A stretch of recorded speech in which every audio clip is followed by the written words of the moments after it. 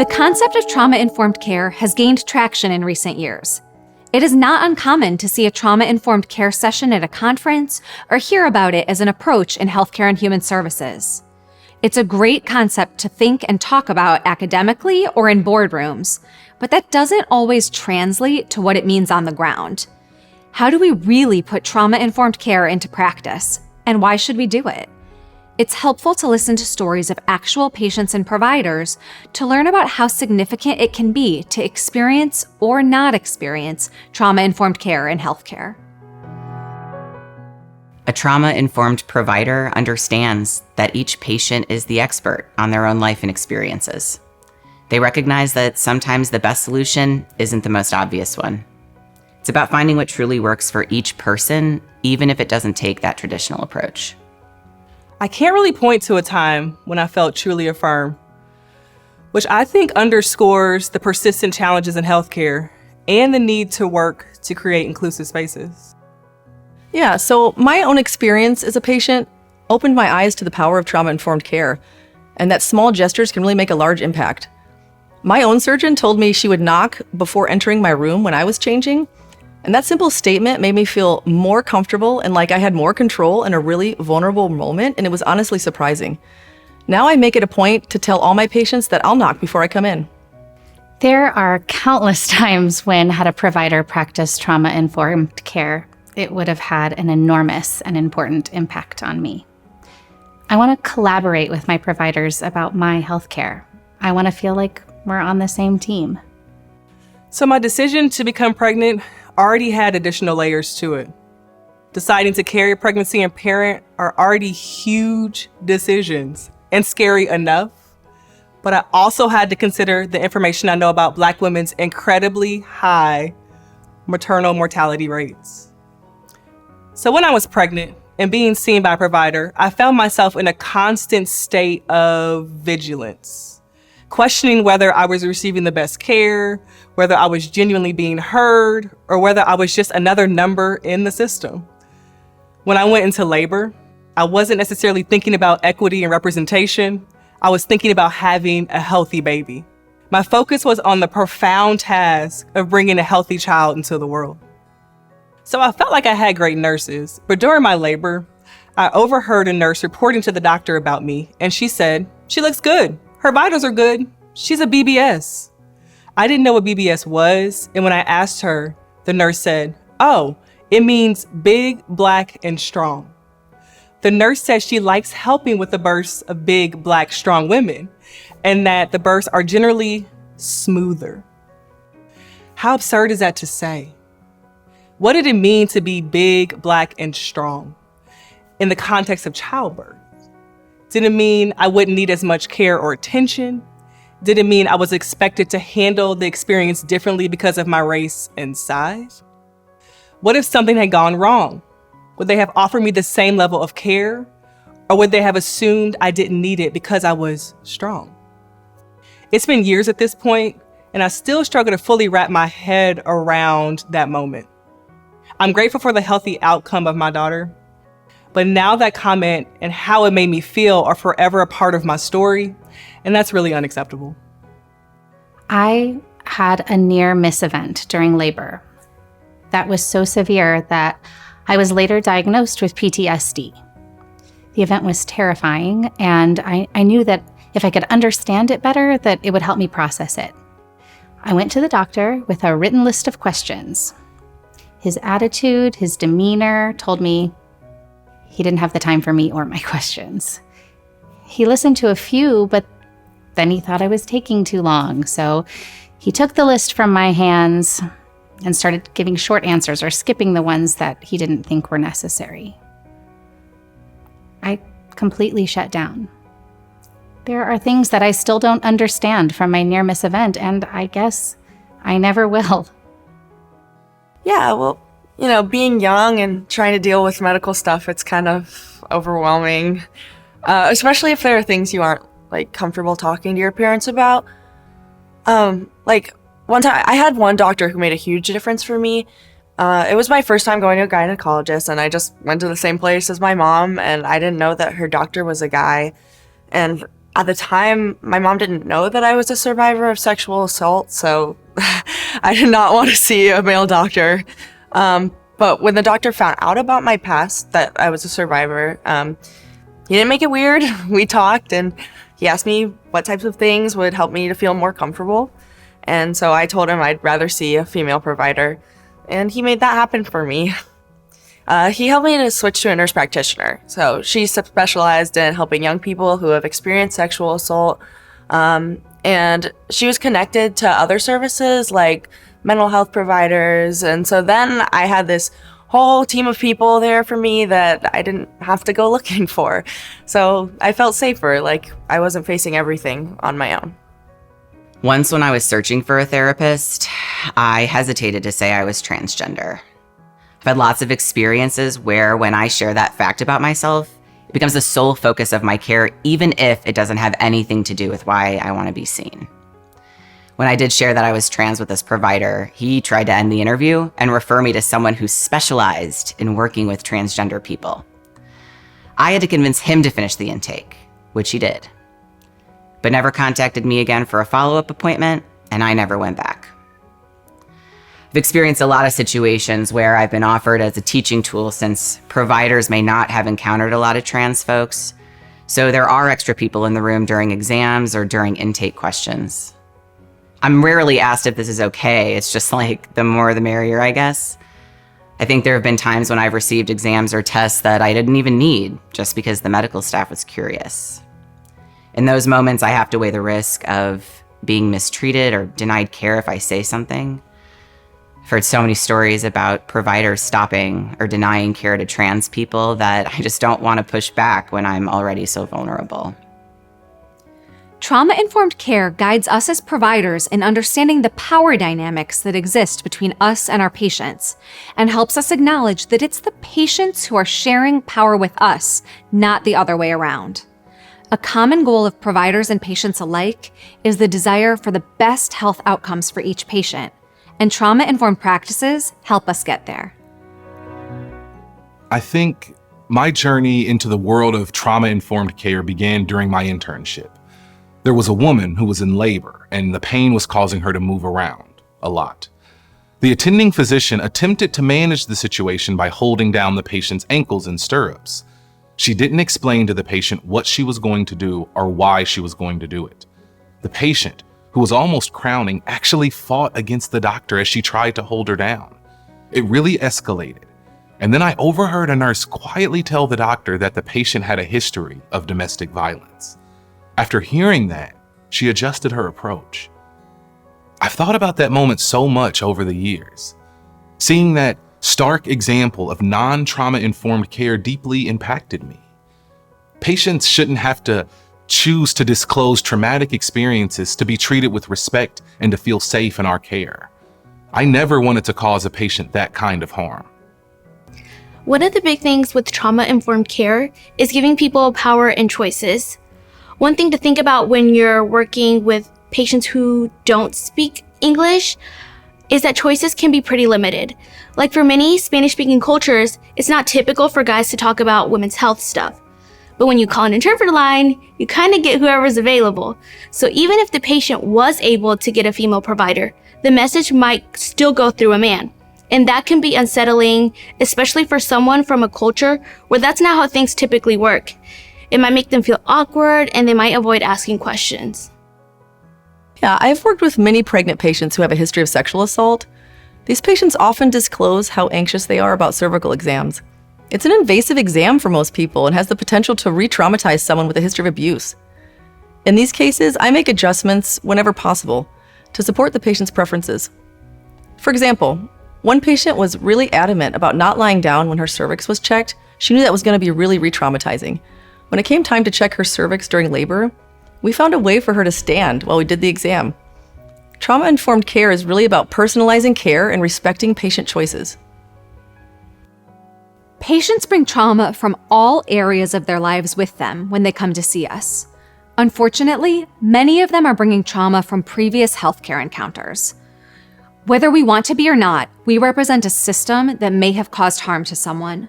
So when they have to get care again, they may already be anxious, angry, or be cautious when meeting with us. When trauma-informed practices are put into action, the environment a patient is coming into hopefully feels safer, and the patient feels a sense of visibility and respect that will help put them at ease regardless of their history. I have extensive trauma history that goes back to my childhood. Someone that I should have been able to trust violated me as a child. And this is something, whether I want to or not, I bring with me when seeking health care. And it's not something that a provider could know just from looking at me. And there have been moments during exams that providers made me anxious simply by their positioning in the room. Some stood really close, I think, trying to connect, and for some patients, that might bring comfort. But for me, what I felt was them blocking the exit and being in my space. It was a trigger. I felt more at ease when providers stood further back, not in a power stance over me. Then there were times when providers abruptly handled me, like when they grabbed my wrists to move me during an exam, when they could have asked me just to reposition myself. Doctors have given more validation to my husband's concerns than to mine, even when I was the patient and had asked the same questions. Providers have made comments about my body or weight that made me feel ashamed. There have even been times when sharing my trauma history with a provider that have backfired because they write off anything I'm experiencing as just being part of that history. It's like that saying, death by 1,000 paper cuts. All of these small, separate moments build into something bigger and interconnected, and I end up carrying the impact of them with me into future interactions with providers. What I want medical providers to understand is that seeking care is already an anxiety-filled experience for trans people in general. Discrimination and gatekeeping are harsh realities we face in healthcare. It's not just about being sick or hurt, it's about navigating a system that often doesn't recognize or respect our identities. Trans people often face indignities, and these are amplified when intersected with race, socioeconomic status, or other factors. One misstep from a provider can elicit a strong response because we're constantly on guard due to who we are. It's a complex and emotionally charged situation, especially in a world where some lawmakers and faith leaders, and even our neighbors, challenge the legitimacy of our identities. Every day we carry these burdens with us when seeking care. Our trust in providers can be fragile. Trauma-informed care has to be more than just a buzzword. It has to be continued actions that create a more inclusive and compassionate healthcare environment. So years later, my wife and I have decided to have a baby, our second child. We felt differences in how our fertility clinics treated us as a queer, interracial couple. We searched for queer affirming clinics, but it wasn't always obvious, and there weren't a lot of local options. Some places we visited were religious and openly unwelcoming. One clinic actually referred to us as this one and the other one, instead of using our actual names. We eventually found a better clinic, but we always have to be hypervigilant, never knowing if it's our queerness, race, or both that will be factored into our care. We want care that's designed for and celebrates us, not a place where we're merely tolerated. I can't help but think about my own safety. I'm always questioning the quality of care I'm receiving just because of who I am. If we are truly practicing trauma-informed care, we have to acknowledge that we and those we work with have our own histories of trauma, as well as the vicarious trauma that we can experience as providers. We have to prioritize a trauma-informed approach and meaningful self-care for ourselves and our staff. As healthcare workers, we experience trauma from witnessing patients' journeys and struggles. My team encourages and supports me in finding ways to cope with this trauma. For example, I use beads representing patients' birth months to remember and honor those I cared for at the end of their lives. I think acknowledging our trauma is crucial because we often put on a facade so we can do our jobs. I think it's important that we find ways to process and discuss our vicarious trauma openly and with the support of our organization or health network. We are still people in our roles in healthcare, whatever they may be. Another thing that helps me is to find ways to express my individuality within my role. Just like a patient doesn't want to be seen as any other patient, I don't want to be seen as any other nurse. I express myself through colorful hair, facial piercings, and unique badges. And because I'm allowed to do this, I feel most like myself. I can connect with patients on a human level who identify with these parts of me. I want them to see me as a fellow human, not just a healthcare provider. When patients feel they're talking to a human being rather than a medical professional, they open up. We can make real differences in their lives, and I feel more whole myself. I remember my first time translating during a procedure. It was my first time witnessing something like a Pap test. It's typically a routine procedure, but I remember the provider noticed something concerning, and due to the language barrier, the patient didn't fully understand. The patient broke down emotionally, and it was hard for me because I was connecting with the patient on so many levels. In that moment, I just had to get through translating. But later, my supervisor checked in with me, and we processed what happened together. I was able to talk about my feelings in the office instead of bringing it back home with me and it having to take up more space in my life. Okay, so working in healthcare isn't always easy. Sometimes there are patients or days where it just feels really challenging. Remembering trauma-informed practices, that fundamental switch from what's wrong with you to what happened to you, really does make those times better. I'm addressing patients' concerns and we're working together. This collective approach results in higher patient satisfaction and more engagement, and I leave work feeling more satisfied. Trauma-informed care might be a different way of thinking for some, but it's an investment in changes, small and large, that can have lasting positive outcomes. I once had a patient with a complex medical history who had undergone multiple vaginal surgeries and innumerable invasive interactions with healthcare staff. She told me that the most traumatizing experience she'd had in healthcare was actually during a hospitalization after she had a surgery. She needed a glass of water, and when she pressed the call light, no one answered. She felt alone, like she had no power, and like if something bigger happened, she wouldn't be safe. It's really nothing to us with a million call lights going off all the time, and we're doing our best to prioritize, but wow, this was eye-opening. The seemingly small thing was so activating and so traumatizing, so much deeper than it looked on the outside. This shows us how big a deal small things can be, for bad or for good.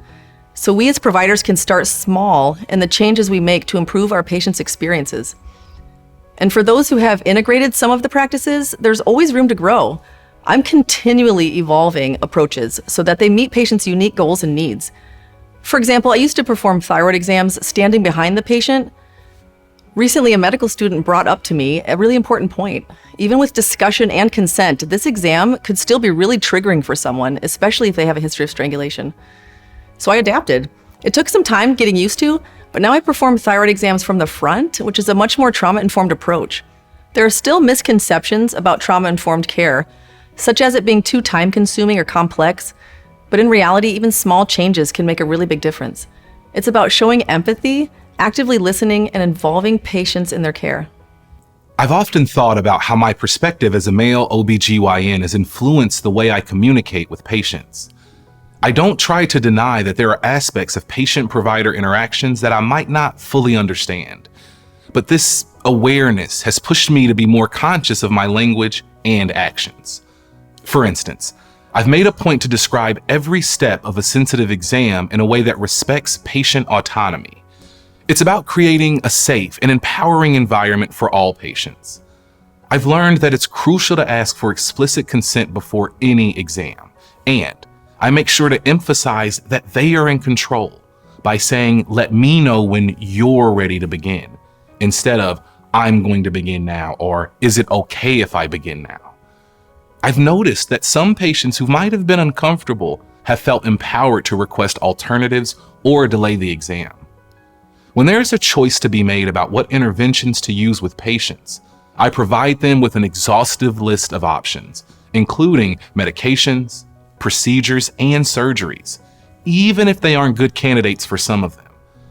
Patients may have felt that they weren't offered choices in the past, and giving them all of the information helps them understand the why and not just the what. I constantly remind myself that trauma-informed care should be routine for everyone.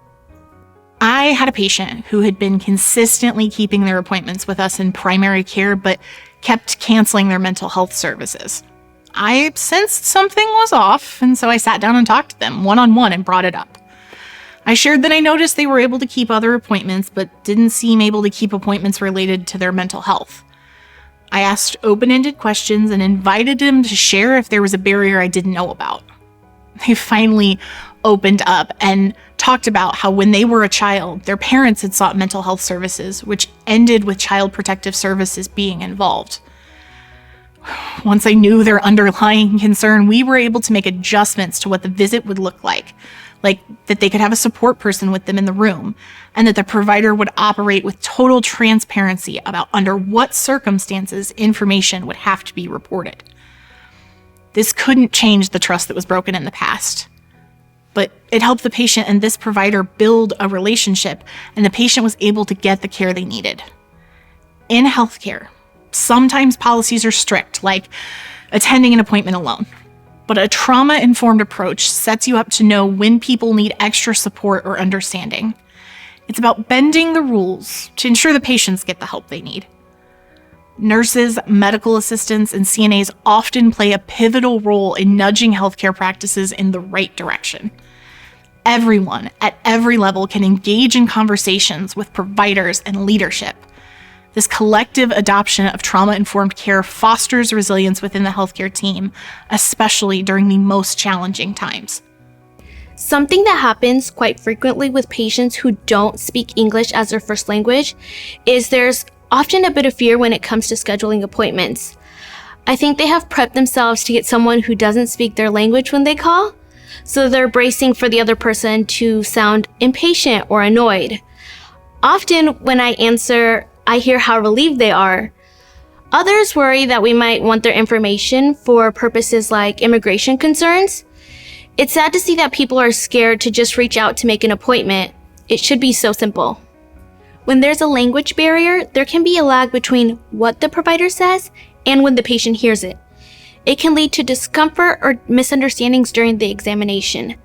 I've seen situations where the provider would say something like, "You're about to feel pressure," but due to the delay in translation, the patient may have already felt the pressure. It can be jarring, and it's something we need to consider when providing care. Talking about sensitive stuff like sexual health or personal health matters can be pretty awkward, especially when you have family members doubling as translators. I mean, who wants their kids or relatives knowing all the super personal details? It just goes to show how crucial it is to have professional interpreters. Having a professional interpreter isn't just about privacy. Sometimes patients don't open up fully during medical appointments because they don't have access to proper translation services. That's a real problem that affects both patients and healthcare providers, and it's something to include when incorporating trauma-informed practices. In the end, trauma-informed care comes down to safety, choice, collaboration, trust, and empowerment for patients and staff. These elements should be part of standardized healthcare practices. We all need to listen to our patients and each other when it comes to the changes we need to make so we can care for everyone, regardless of their experiences. I'm passionate about trauma-informed care because I've witnessed the incredible impact it has on patients. Approaching care from a trauma-informed perspective means acknowledging that we don't know everyone's backstory, but it helps us connect better and provide truly meaningful care. Trauma-informed care is about being attuned to our patients' needs, providing choices, and creating a safe and empowering environment, regardless of our gender or background. It requires constant reflection and presence of mind to ensure that our words and actions align with our intentions. Sometimes it means splitting a visit into multiple sessions to allow for thorough discussions without rushing, reinforcing to patients that their concerns are important. Seeing myself represented in the spaces I interact with matters deeply. and not just passive acceptance, but active affirmation of all the parts of who I am. The same principle applies to healthcare. Specific, direct acceptance is vital for marginalized groups. I'm generally really cautious about engaging with the healthcare system unless it is absolutely necessary. I've had so many experiences where I felt that my issues might be related to my identity as a Black woman, even if I can't prove it. That's why I've become intentional, especially as I get older, about seeking out Black doctors, particularly Black women in the medical field. It's not easy, especially when I need to see a specialist.